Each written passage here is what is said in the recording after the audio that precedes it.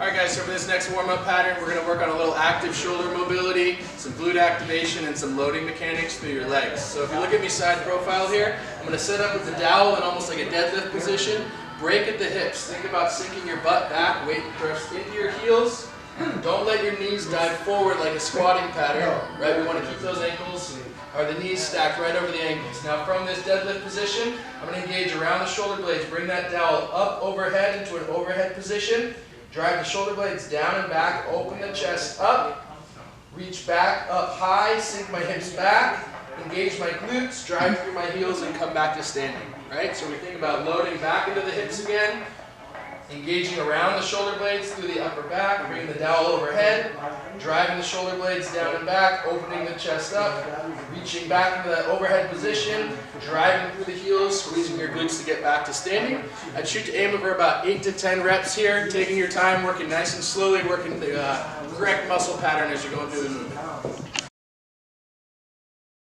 Alright guys, so for this second warm-up pattern, we're going to work on some active hip mobility with a loaded lunge pattern. So from a standing position, I'm going to lift this right knee up and in, lift out to the side, keep my hips square, load into a lateral lunge on this right side and push up through this right leg.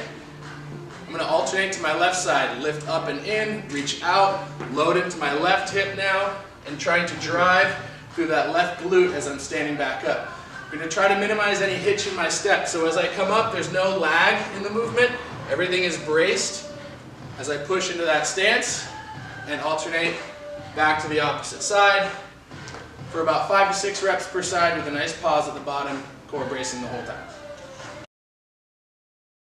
For this last warm-up, we're going to work on a lot of bracing techniques, mobility through your upper back, and activation through your shoulders. So you're going to start in an all fours or quadruped position.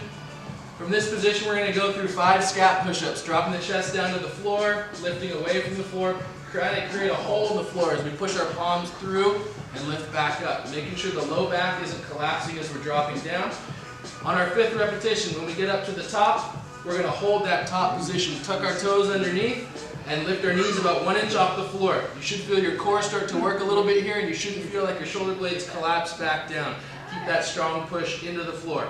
From our bear position, we spread our feet just a tad, we work back into down dog, pushing through those shoulder blades, keeping the weight through the middle of the finger. From here, we hold about 5 seconds, work into a cobra pose, lean forward, bring the chest up, eyes up, working on extending through the upper back.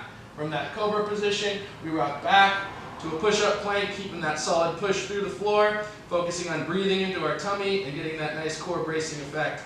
Go through that series 5 to 6 times, working and pausing on each position for about 5 seconds to find your core, your breathing, and some good body mechanics.